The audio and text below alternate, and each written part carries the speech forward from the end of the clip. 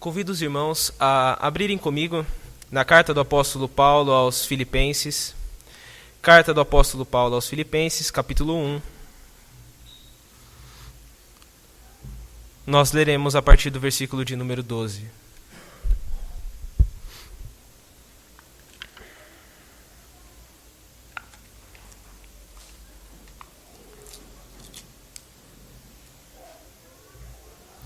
Filipenses 1, 12. Leiamos a palavra. Quero ainda, irmãos, cientificar-vos de que as coisas que me aconteceram têm antes contribuído para o progresso do Evangelho, de maneira que as minhas cadeias em Cristo se tornaram conhecidas de toda a guarda pretoriana e de todos os demais. E a maioria dos irmãos, estimulados no Senhor por minhas algemas, ousam falar com mais desassombro a palavra de Deus. Alguns, efetivamente, proclamam a Cristo por inveja e porfia. Outros, porém, o fazem de boa vontade. Estes, por amor, sabendo que estou incumbido da defesa do Evangelho. Aqueles, contudo, pregam a Cristo por discórdia, insinceramente, julgando suscitar tribulação às minhas cadeias. Todavia, que importa? Uma vez que Cristo, de qualquer modo, está sendo pregado, quer por pretexto, quer por verdade, também com isto me regozijo. Sim, sempre me regozijarei. Meus irmãos, poucos homens foram tão influentes quanto John Bunyan. Poucos também foram tão perseguidos como ele na Inglaterra do século XVII. De forma que esse homem foi preso diversas vezes por amor ao Evangelho, porque pregava o Evangelho, ficando cerca de 12 anos ao todo na prisão, por amor a Deus. Recusando-se a ficar em silêncio, ele começou a pregar no pátio da cadeia. No pátio da cadeia. Ele não só teve ali uma grande audiência de prisioneiros, de encarcerados, como também centenas de cidadãos vinham dos arredores para ouvi-lo expor as Escrituras na prisão. Ele foi silenciado verbalmente quando foi colocado lá no fundo da prisão e esquecido e proibido de pregar o Evangelho em qualquer circunstância. Mas, no entanto, foi nesse momento de aparente silêncio onde a sua voz parece que ficou mais alta. Porque foi durante esse tempo que ele escreve o livro O Peregrino. O grande clássico cristão que ministrou o Evangelho a dezenas de milhares de cristãos em todo o mundo. Por vários séculos, esse livro foi o mais lido e traduzido depois da Bíblia. Mas, então, os encarcerados, os adversários de John Bunyan foram capazes, sim, de parar a sua voz, mas não foram capazes de parar o progresso do Evangelho que veio por meio deste servo do Deus vivo. Em vez disso, eles deram oportunidade para que o Evangelho fosse pregado não apenas em uma pequena prisão naquela cidade de Bedford, mas uma mensagem que alcançaria o mundo. Meus irmãos, acredito que se buscássemos em toda a história, dificilmente encontraríamos uma história tão parecida com aquela que nós acabamos de ler. A vida de John Bunyan, acredito que se assemelha com a de Paulo. Ambos contribuíram para o progresso do Evangelho. Ambos foram instrumentos de Deus para esse progresso. Seja através da sua pregação ou do seu testemunho, dentro ou fora da igreja, dentro ou fora da prisão. Homens que não paravam de pregar o Evangelho, mesmo dentro de grandes adversidades e privações. Pois eles sabiam que quem os enviou para pregar é o Senhor das circunstâncias, sejam elas boas ou difíceis. No entanto, o nosso texto, ele fala mais sobre as circunstâncias difíceis do que as calmas. Mas antes de entrarmos nele, vejamos algumas importantes informações contextuais.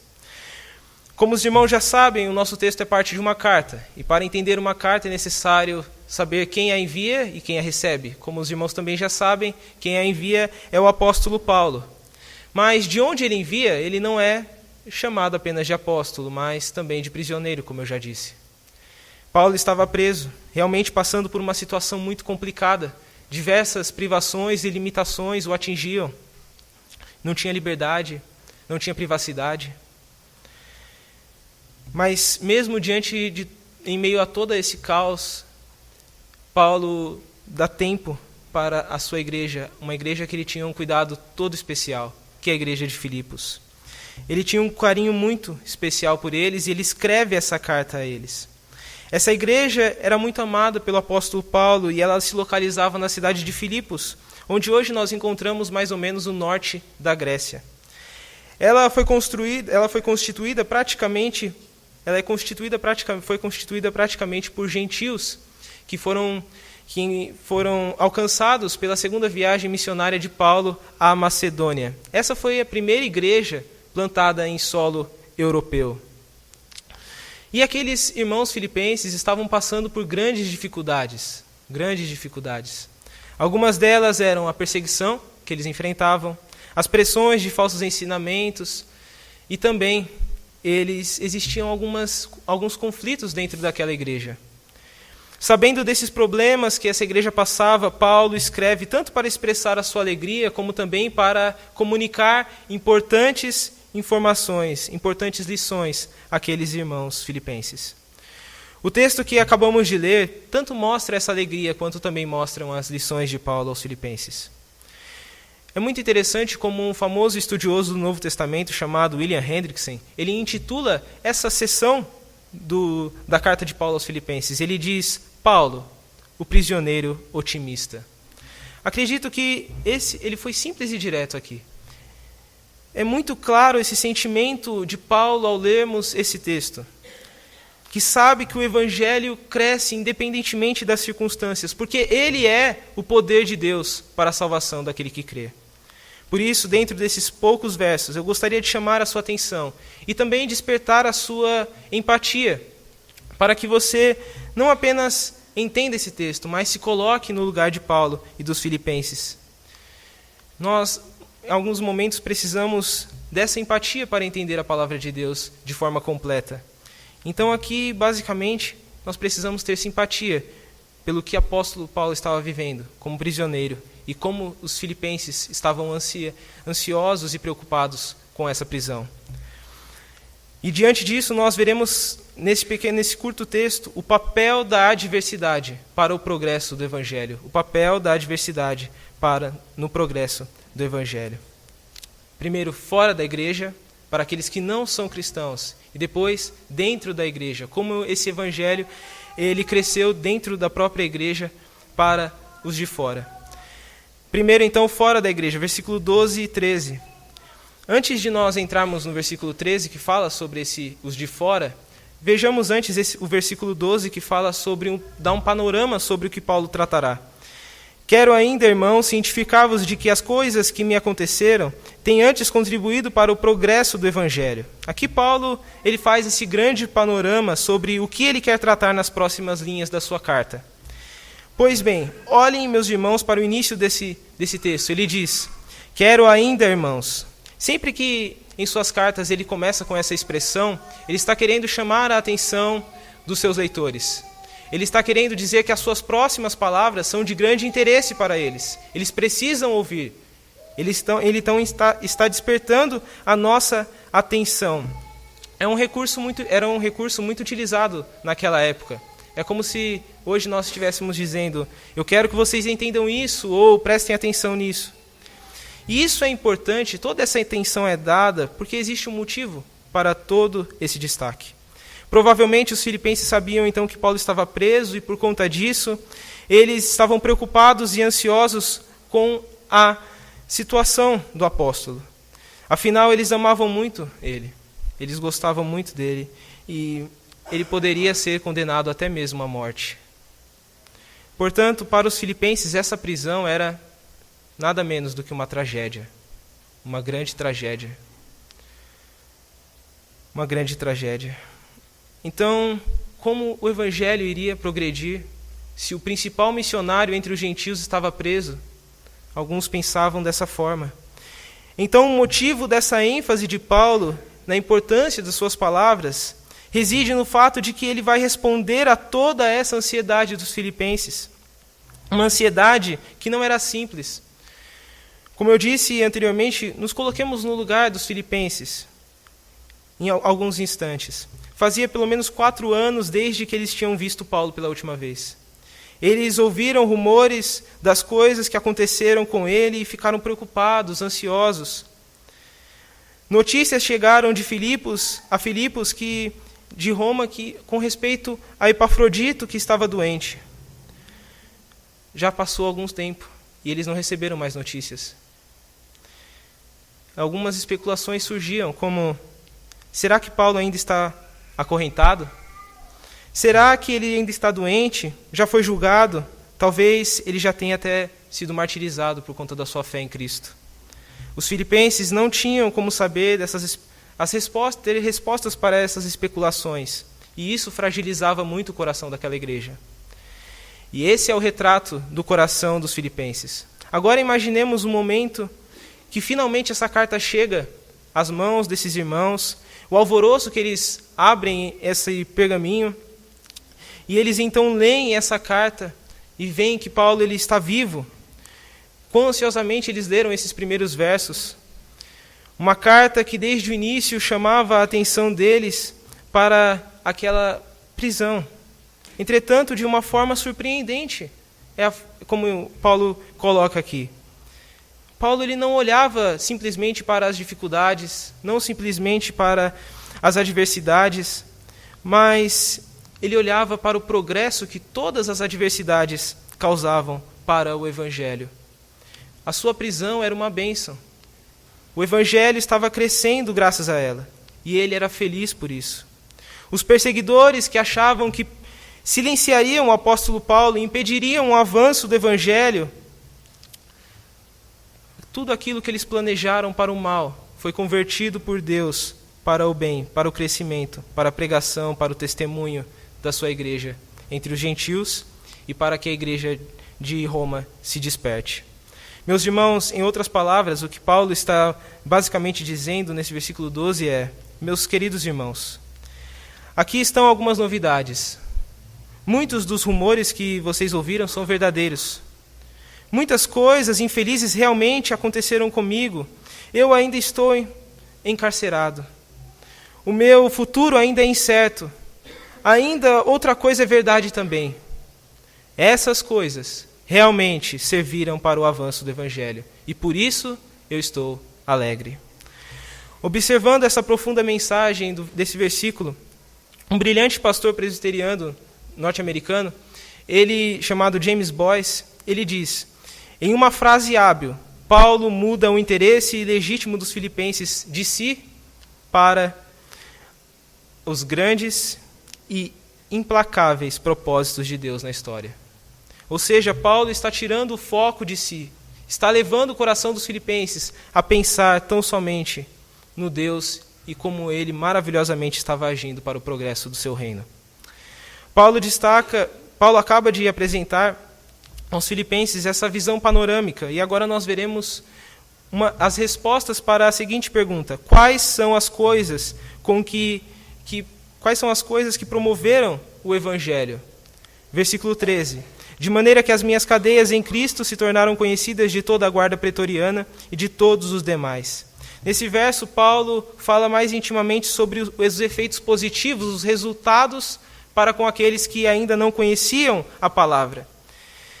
Esses são os pretorianos. No texto, vemos que o Evangelho se tornou conhecido perante toda essa guarda. Mas, afinal, quem são os pretorianos? A guarda pretoriana era uma guarda de elite. Eram homens muito, muito bem treinados. Muito bem treinados.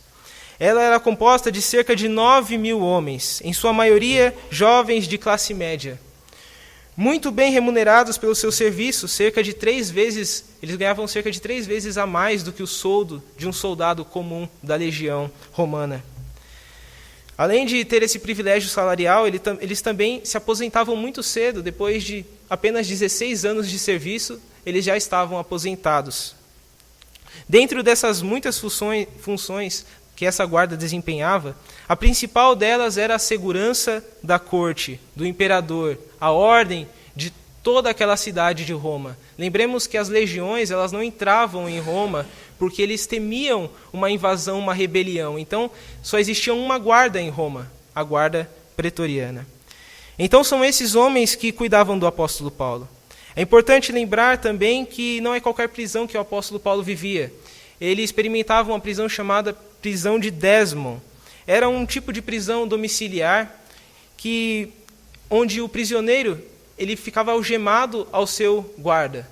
Então ele ficava a todo instante sendo vigiado, 24 horas por dia, todo dia, durante 2 anos. O apóstolo Paulo esteve preso diante desses homens pretorianos. Viu esses homens saindo e entrando todos os dias, num turno de 6 a 8 horas. Isso significa que Paulo teve acesso a muitos e muitos desses guardas. Esses homens, então, presenciavam Paulo em todas as suas atividades. Eles viam Paulo orar, escrever suas cartas, aconselhar, pregar. Eles viam a conduta de Paulo de pertinho. Viam como ele era um homem fiel e coerente com aquilo que ele pregava. Eles sabiam o motivo de Paulo estar preso. Ele não estava preso por um motivo qualquer. Estava preso por amor da mensagem que ele tinha a pregar a eles. Tudo isso colaborou para o progresso do Evangelho. Paulo estava praticamente discipulando aqueles homens, de forma que Cristo se tornou conhecido diante de todos aqueles 9.000 homens. Provavelmente, muitos deles se converteram ao Evangelho e foram instrumentos de Deus para a pregação em Roma. Deus agora tinha soldados ao seu dispor, homens corajosos que pregariam a sua palavra em círculos das diversas faixas sociais de Roma. Deus estava fazendo isso com a prisão de Paulo. Estava pregando o avanço, estava falando do avanço do Evangelho. Meus irmãos, gostaria de também enfatizar outra coisa, que essa uma curiosidade até, no capítulo 4, versículo 22, quando diz que todos os santos vos saúdam, especialmente os da casa de César. Ou seja, através da pregação de Paulo, até mesmo os da casa de César, da família de César, conheceram o Evangelho. Eu estou falando tudo isso para que nós tenhamos dimensão de quão grande foi o progresso, de como Deus estava movimentando maravilhosamente tudo aquilo em meio às adversidades. Paulo desejava pregar em Roma. Esse era um dos seus planos, um dos seus objetivos. Imaginava que chegaria em liberdade, mas os planos de Deus eram que ele chegasse preso. Esse foi o caminho que Deus usou para que Paulo pregasse o Evangelho em Roma. Meus irmãos, esses versos nos mostram que Deus age através das circunstâncias adversas. Ele é o Senhor das circunstâncias e as usa para a glória do seu nome, para o progresso do seu reino. Anteriormente, nós lemos no capítulo 45 de Gênesis, no versículo 8, o seguinte: Assim não fostes vós que me enviaste para cá, e sim Deus que me pôs por pai Faraó e senhor de toda a sua casa, e como governador de toda a terra do Egito. Esse texto é parte do diálogo de José com os seus irmãos. E ele mostra aos seus irmãos que tudo aquilo que eles fizeram de mal foi convertido em bem por Deus, para a preservação do seu povo, do seu reino. Meus irmãos, que nós tenhamos a mesma mentalidade de Paulo, de José, de homens que olhavam para a história e viam Deus no controle de todas as coisas, e que tudo age segundo o seu propósito, para a glória do seu nome, para o crescimento do seu reino. Nós vimos até aqui, então, sobre o papel das adversidades no progresso do Evangelho. Elas têm um papel que é esse progresso que Deus movimenta no meio do povo de Deus. Fora da igreja, como nós vimos pelos guardas pretorianos, e agora no versículo 14 a 18, dentro da igreja. No versículo 14 ele diz: E a maioria dos irmãos, estimulados no Senhor por minhas algemas, ousam falar com mais desassombro a palavra de Deus. Esse versículo começa dizendo: E a maioria dos irmãos. Provavelmente, esses irmãos aqui que Paulo se refere são os crentes de Roma. São os mesmos crentes a quem ele endereça a sua famosa carta aos romanos. Esses cristãos costumavam visitar a Paulo na prisão, conforme nós vemos lá em Atos 28, 30 a 31. Quando ele diz: Por 2 anos permaneceu Paulo na sua própria casa, que alugara, onde recebia todos os que procuravam, pregando o reino de Deus e com toda a intrepidez, sem impedimento algum, ensinava as coisas referentes ao Senhor Jesus Cristo. Esses irmãos, eles estavam recebendo esse testemunho do apóstolo Paulo. E eles estavam sendo incentivados a pregar o evangelho, mesmo diante da perseguição, da forte perseguição que eles enfrentavam em Roma. Então Paulo ele está mostrando agora como o seu testemunho nas cadeias contribuiu para o progresso da igreja, para que a igreja avançasse, se animasse em pregar o evangelho, mesmo diante das perseguições. Entretanto, muitos irmãos que estavam desanimados por causa da perseguição, ao verem o testemunho de Paulo, que estava ali preso, passando por necessidade, poderia ser condenado à morte. Tudo isso por causa do evangelho. Ao verem isso, muitos irmãos se animaram por pregar por amor, por boa vontade. Mas também existiam aqueles que não pregavam por amor e boa vontade, pregavam por inveja e porfia, como nós vemos no versículo 15 até o versículo 18 também. Alguns efetivamente proclamam a Cristo por inveja e porfia, outros, porém, o fazem de boa vontade, estes por amor, sabendo que estou incumbido da defesa do evangelho. Aqueles, contudo, pregam a Cristo por discórdia, insinceramente, julgando suscitar tribulações às minhas cadeias. Todavia, que importa? Uma vez que Cristo, de qualquer modo, está sendo pregado, quer por pretexto, quer por verdade, também com isso me regozijo. Sim, sempre me regozijarei. Paulo, nesses versos, está dizendo que, infelizmente, a pregação nem sempre é feita pelos motivos honestos, pelos motivos verdadeiros. Nem sempre Cristo é pregado por amor. Mas não existe base aqui para dizermos que eles não estavam pregando a Cristo. Que esses que, pelos motivos errados, pregavam outro evangelho ou falsas doutrinas. Não, eles pregavam a Cristo. O que estava errado era a sua motivação. Por isso Paulo se alegrava mesmo que as motivações eram erradas. Vemos então que Paulo divide, no versículo 15, esses irmãos de Roma em 2 grupos. O primeiro prega a Cristo por inveja e porfia. Antes do apóstolo Paulo chegar, é importante também pontuarmos que antes que ele chegasse em Roma, existia ali uma igreja já formada. Por isso, provavelmente, existiam pessoas, pregadores ali bem influentes, pregadores que não se sentiam não se sentiam à vontade com a presença de Paulo e a fama que ele possuía, por ser apóstolo de Deus. Então esses homens começaram a invejar a Paulo, começaram a pregar a Cristo porque eles sentiam inveja de Paulo e queriam disputar com Paulo a atenção dos irmãos de Roma. Diferente desses invejosos, também existia um segundo grupo, que prega a Cristo por boa vontade. E a essência dessa boa vontade, como podemos ver, é o amor. Eles pregavam por amor ao Evangelho. Um amor por Cristo e pelo homem que eles sabiam que era posto, era designado, comissionado para a defesa desse Evangelho, que era o apóstolo Paulo. Através desses 2 grupos, Paulo mostra que a motivação é sim muito importante. Nós devemos sempre pregar o Evangelho por amor. A motivação é extremamente importante. Mas, ao mesmo tempo, ele vê como positivo também a pregação daqueles que pregavam por inveja e porfia.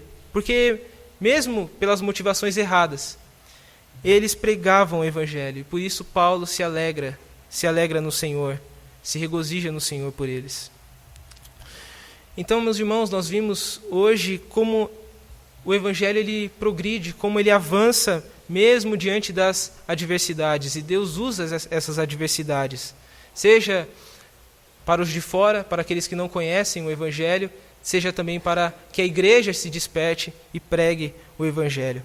Meus irmãos, muitos cristãos hoje têm dado ouvidos ao pessimismo e caem no erro de afirmar que o Evangelho não tem crescido, que a igreja está estagnada. Não há progresso no Evangelho. Mas se nós olharmos dessa forma, nós estaremos olhando pelas lentes embaçadas e nebulosas dos filipenses, que só olhavam para as dificuldades e não para Deus agindo através das dificuldades. Então que nós olhemos como Paulo olhava, vendo o reino de Deus avançando e o progresso do Evangelho sendo notado, apesar das dificuldades. Então podemos dizer que sim, o Evangelho tem avançado.